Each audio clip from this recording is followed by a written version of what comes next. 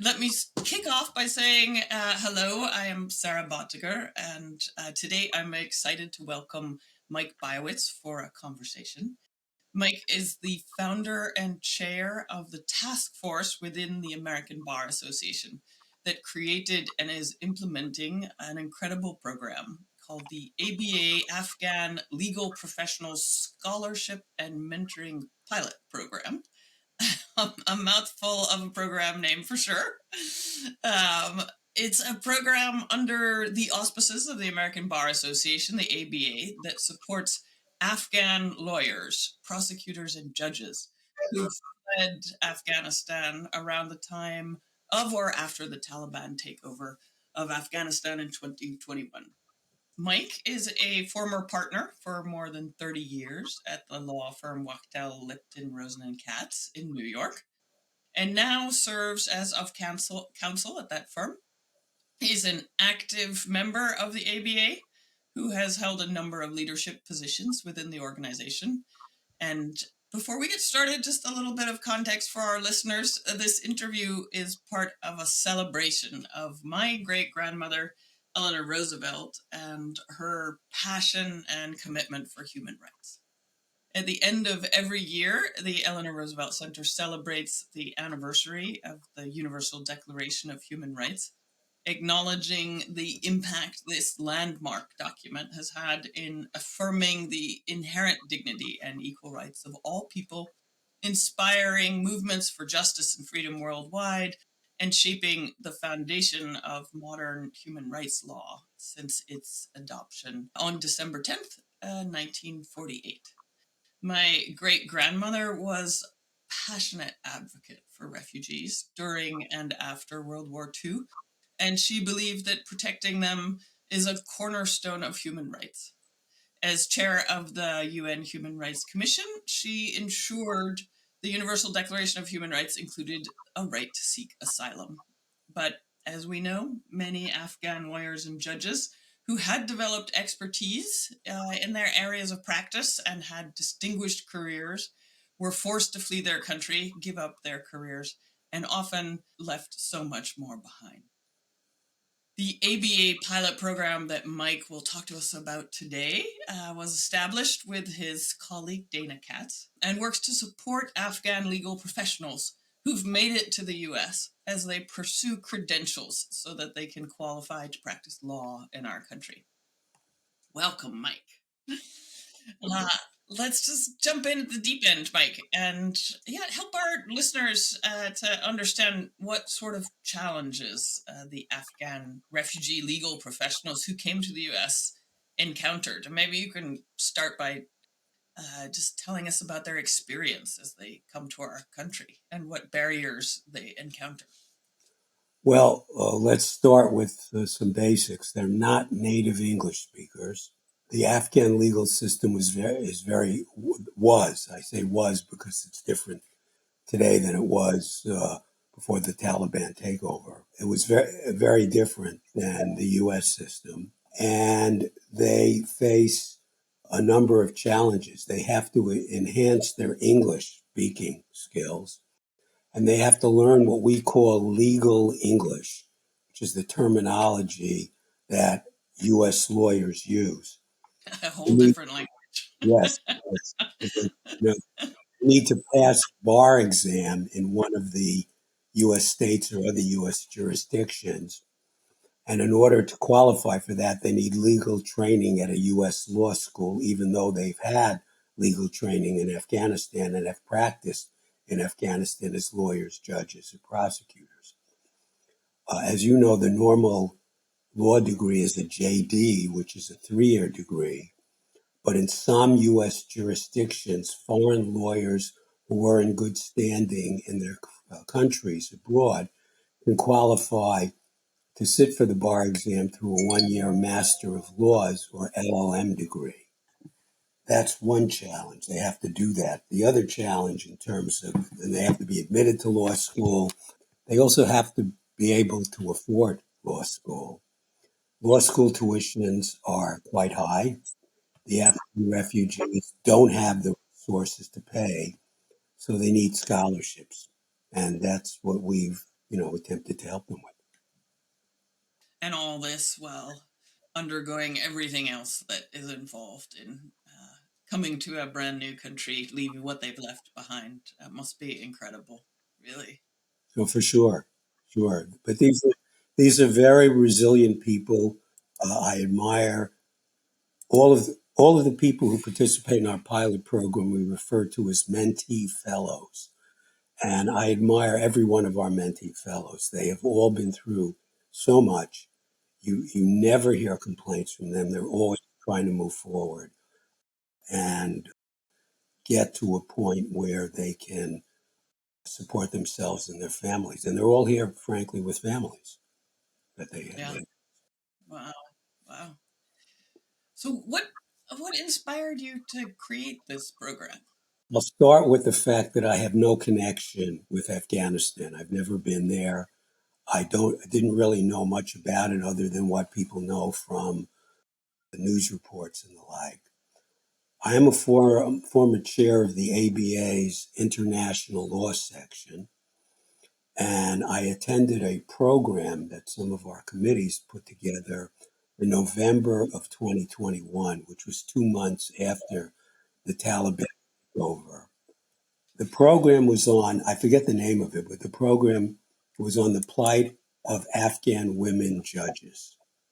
And I learned challenges being faced by that group, that had been faced by that group in terms of getting out of Afghanistan, which was difficult in and of itself because they were being hunted down and killed if they were found, living in third countries in temporary facilities, sometimes for weeks or months, but sometimes for years, and then being resettled in the US.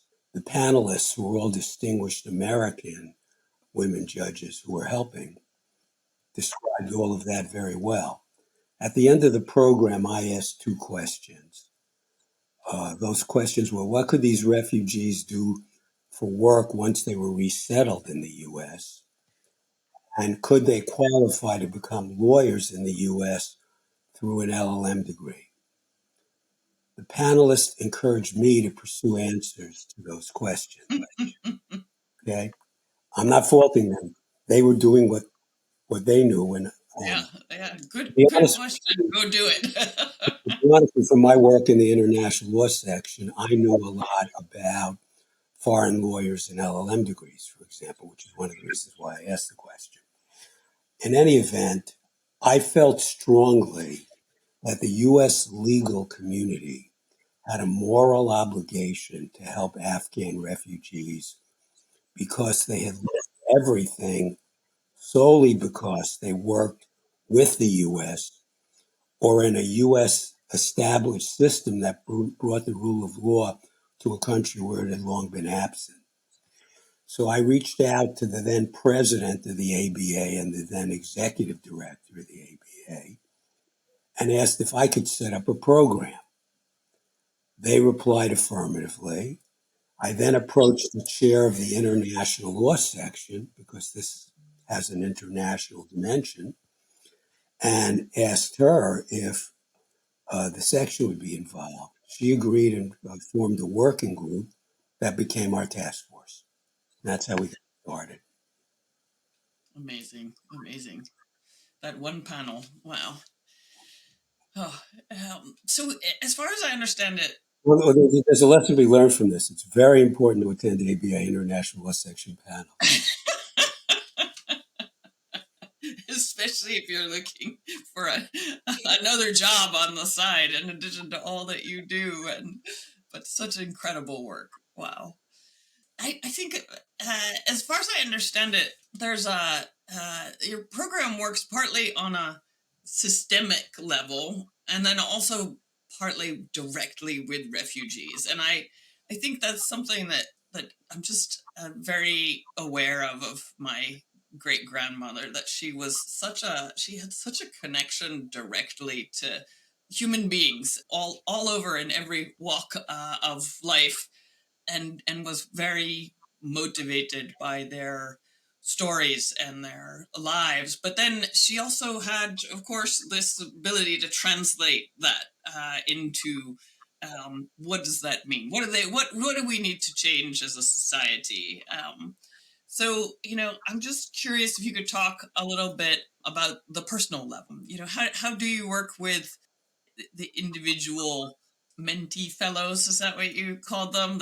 And what's it like? What do they need most? What have you learned about how to support them personally? The task force consists of lawyers who, and when I say lawyers, includes active lawyers and also retired lawyers who are interested in helping Afghan legal professionals. The task force leadership includes our vice chair, Dana Katz, who you mentioned, our mentor coordinator, Linda Murnane, former American Muslim Bar Association president, Adil Bashir, Linda Edelman of Brooklyn Law School, and other dedicated professionals who provided tremendous help. Task force members serve as mentors for individual Afghan legal professionals, and we have additional lawyers and judges, both active and retired, who volunteer to serve as mentors but are not members of the task force. The task force provides two critical items that make attending law school possible for Afghan legal refugees. First, they need to be able, as I mentioned, to afford law school. So we recruit law schools to provide full tuition scholarships to Afghan legal professionals. 25 law schools have agreed to partner with us and will either have or will provide full tuition scholarships when we present them with someone who meets their qualifications. They apply through the normal application process. We tell the law school this is our candidate, but the law school decides in its unilateral discretion whether that candidate meets their standards or not. But if they decide that the candidate meets their standards and they're one of the partnering law schools, they get a full tuition scholarship. Second, we raise funding on our own to provide financial help beyond the scholarship. We raise funds for what I refer to as, well, I shouldn't refer, it's not I refer to, they are modest merit and need-based stipends to help cover housing and living expenses. They are $25,000. If you do your LLM over 2 semesters, it's 25,000. If you do it over 3 semesters, it's still 25,000. We have one who may be doing it over 4 semesters, and it'll still be 25,000. And the reason we limit it to that is because we want to help as many as possible. We understand this doesn't cover all the needs, but it helps a great deal. We've raised enough funds. We've raised funds from individuals and law firms and enough funds to provide stipends to many of the Afghan legal professionals, all whom have demonstrated need to date. But the ability to help others depends entirely on our raising more funds from individuals and law firms and companies, and hopefully from foundations. The mentors provide one-on-one counseling, if I could put it that way. They're an ear, they're available. Afghan pilot, the mentee fellows need someone to talk with to help identify, help address challenges as they come up. We encourage our mentors to meet regularly, and we define regularly as once a month, although in some cases, particularly when they're applying to law school, it's more frequent than that. The mentors are all experienced, as I said, active or retired lawyers and judges. They help the Afghan mentee fellows get ready to apply to law school and to develop skills to succeed at LLM programs.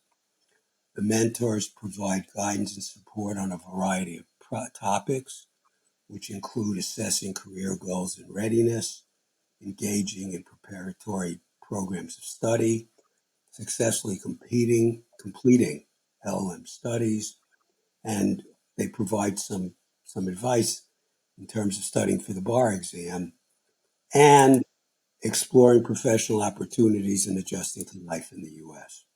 So that's what mentors do. It's a big job. What I will tell you is I have a mentee fellow, um, and everyone in our pilot program has a mentee fellow, and many of our mentors have been matched with mentee fellows, and everybody finds it extremely rewarding. What a tough road for these women and men. It's both women and men, yes, or is it The, only women? no, it's both women and men. A majority of the people that we've helped to date are women. And when we first, defined the program, we said that the goal was to help Afghan legal professionals, and then we had a parenthetical, especially women. But Mm-hmm. not, it didn't say, but not exclusively women, but Yeah, that was yeah. why. So I'm thinking of just how difficult a road this must be, and pursuing a degree for an LLM, especially when classes are not in a language that their native language in a new country, super rigorous and challenging, and then looking for employment in the market afterwards. As you said, I mean, I'm interested to hear more about the differences in the law, but the whole culture of trying to figure out how to fit into a profession in a new country. How does the pilot program help through that? Well, we do two things. First of all, our mentors help the mentee fellows seek non-lawyer jobs, often in the legal profession, as paralegals or translators or clerks or whatever. Working at a law firm is a great way to Absorb the culture. up legal. Yeah, yeah. And they do that before they attend law school, and many, I think most, if not all, of them work while they attend law school. The mentors can help Afghan legal professionals once they pass the bar exam to look for a job as a lawyer, but we're early in the pilot program.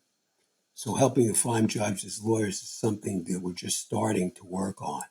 And in that regard, I will mention that we had very good news very recently. One of our mentee fellows who we have helped, who graduated from an LLM program in May of 2024, recently passed the Wisconsin bar exam and last week was admitted to the bar as a lawyer in the United States. So we're just starting on how to help them find jobs as lawyers because we haven't faced that challenge today. But but we will help. Amazing. Well, tell me more about that. Sounds like an incredible accomplishment, but tell me more about the other accomplishments. What's the program so far? Understanding that it's early stages, but would love to hear more.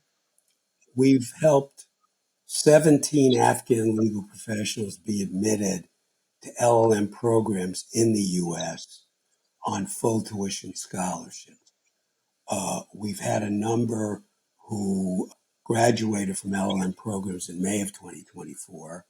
Three of them are currently studying for the bar exam, and we're very proud that the fourth one is the one I just mentioned, who's now a lawyer in the United States. We have five mentee fellows who graduated from LLM programs in May of 2025 who are working now to get ready for the bar exam. And I should mention that the experts that we've consulted about this recommend that with foreign lawyers in particular who do LLM degrees rather than JD degrees, that they not take the exam. They graduate in May. They not take the bar exam in July, which is what most Mm, do, but they mm, take the right next after. February or the next July after that because they need more time. Because the LLM, a JD during 3 years takes all the courses that are tested on the bar exam, all the Yeah, subjects that are yeah, tested. yeah. There's no time to do that in an LLM program, even if it's an LLM program focused on U.S. law. So it takes a bit longer. So those five who graduated May of 2025 are working to get ready now. We have two Afghan legal professionals in LLM programs right now who've been in for a year. They're doing it over 3 semesters, so they will graduate in December of this year. And we have 5 mentee fellows who just started LLM programs this semester in August, and they will graduate in either May 2026 or December 2026. And we have 1 Afghan legal professional who will begin an LLM program on a full tuition scholarship in August of 2026. And all of these 17 have done it on full tuition scholarships that we've helped them get. We have a number of other mentee fellows who we are helping to get ready for law school right now, about more than a dozen more. Amazing. Amazing. That's so fabulous.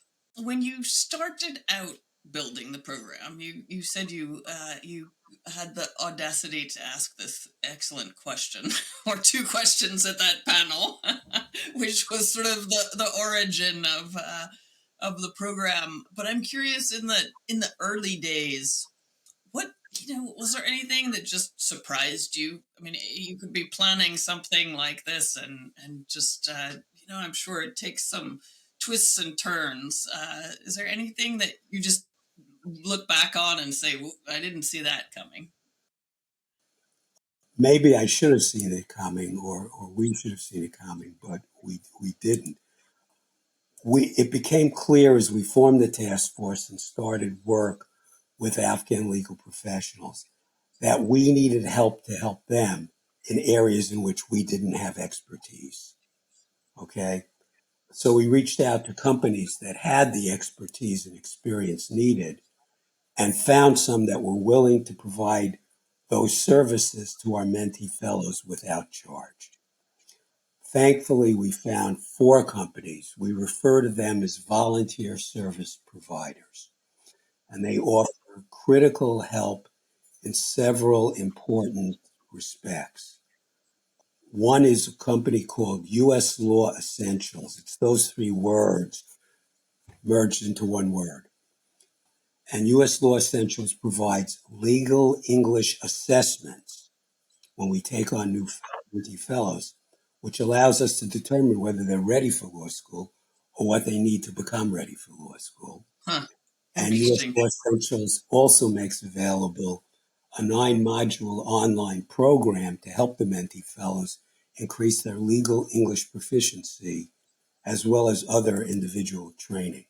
And this is what U.S. Law Essentials does as a business, and it does it very well. But they're providing these services without charge to the mentee fellows.